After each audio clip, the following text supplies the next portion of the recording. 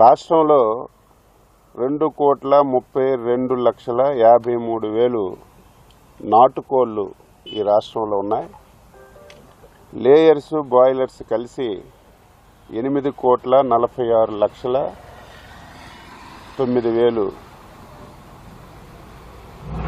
Boilers layers కలిసి ఉన్నట్టుగా మాకు రిపోర్ట్ ఉంది. అంటే దాదాపుగా ఈ రాష్ట్రంలో 10,78,63,152 కోళ్లు ఉన్నాయి. మనకి రాష్ట్ర ప్రభుత్వం ఉన్న దగ్గర సమాచారం ప్రకారం ఈ మధ్యకాలంలో ఏలూరు జిల్లా బాదంపూడిలో 2.2 లక్షల కోళ్లు చనిపోయినట్టుగా మాకు సమాచారం వచ్చింది. అదేవిధంగా వెస్ట్ గోదావరి జిల్లా వేల్పూర్లో 2.5 లక్షల కోళ్లు చనిపోయినట్టుగా సమాచారం వచ్చింది. ఎన్టీఆర్ జిల్లా గంపలగూడెంలో ఒక 7,000 కోళ్లు చనిపోయినట్టుగా సమాచారం వచ్చింది. వెస్ట్ గోదావరి జిల్లా కానూరులో 65,000 కోళ్లు చనిపోయినట్టుగా మాకు సమాచారం వచ్చింది.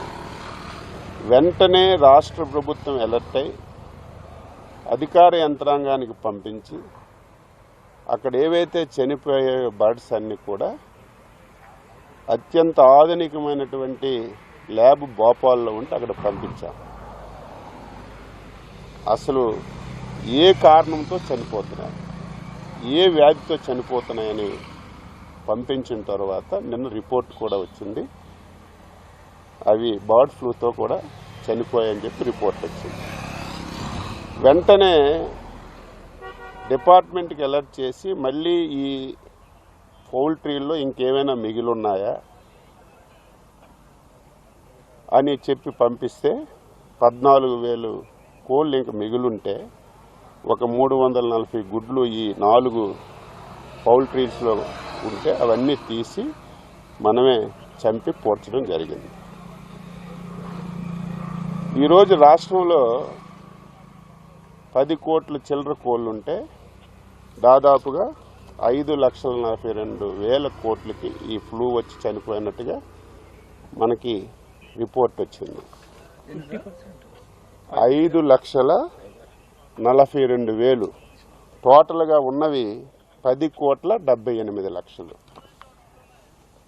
సోషల్ మీడియాలో చాలా విపరీతమైన ప్రచారం వస్తుంది, మీడియాలో విపరీతమైన ప్రచారం వస్తుంది. 40 లక్షలు చనిపోయాయని కూడా ఈరోజు ప్రచారం వచ్చాయి. ఎక్కడ దాపరికి ఉండదు. 40 లక్షల కోళ్ళు చనిపోతే అవి పూడ్చాలంటే ఎంత పెద్ద గోతులు తవ్వాలి? ఎక్కడ దాపరికి ఉండదు కదా, ఫొటోస్ అయినా బయటకు వస్తాయి కదా. కానీ ప్రచారం జరుగుతుంది, దాన్ని నేను తప్పు పట్టడం లేదు.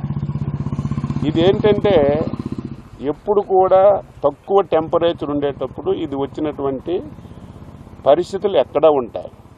అయితే రాష్ట్ర ప్రభుత్వం ముందుగా మేల్కొని దీన్ని మనం ల్యాబ్కు పంపించాం. ఏవైతే ఈ పౌల్ట్రీస్లో వచ్చాయో ఆ పౌల్ట్రీస్ అన్నీ రెడ్ జోన్లోకి తీసుకొచ్చాం. ఆ పౌల్ట్రీస్కి దగ్గరున్నటువంటి 10 కిలోమీటర్లో షాపులన్నీ కూడా క్లోజ్ చేయించాం. మిగతా దగ్గర ఎక్కడ కూడా ఈరోజు కొన్ని దగ్గరలో అయితే ఇంకా ప్యానిక్ అయి 10-15 రోజులు కోళ్ళు తినొద్దు, గుడ్లు తినొద్దని టామ్ వేయించేస్తున్నారు. రాష్ట్ర ప్రభుత్వం తరఫున స్పష్టంగా హామీ ఇస్తున్నాం, దీని నుంచి ఆందోళన చెందవలసిన అవసరం లేదు. ఇది పూర్తిగా తగ్గుముఖం పట్టింది.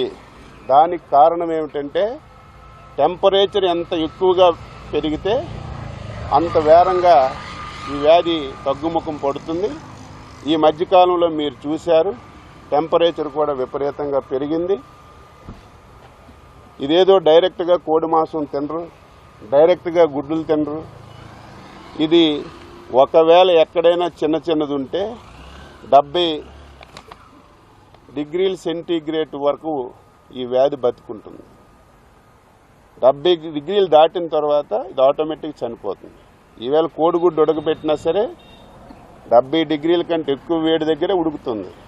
ఈవేళ కోడి మాంసం ఉడికినా 100 డిగ్రీల కంటే ఎక్కువ ఉడుకుతుంది. ఎక్కడ కూడా ఎవరు ఆందోళన చెందవలసిన అవసరం లేదు. ప్రభుత్వం ఇప్పటికే అప్రమత్తమైంది.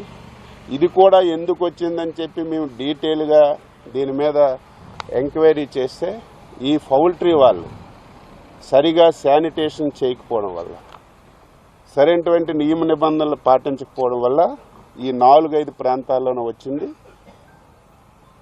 ఇది బాగా తగ్గుముఖం పట్టింది. అయితే సోషల్ మీడియాలో విపరీతం రావడం వల్ల చాలామంది ఆందోళన చెందుతున్నారు. ఎవరూ ఆందోళన చెందవలసిన అవసరం లేదు. దీనివల్ల ఎటువంటి ఇబ్బంది ఉండదని చెప్పి నేను స్పష్టంగా తెలియజేస్తున్నాను.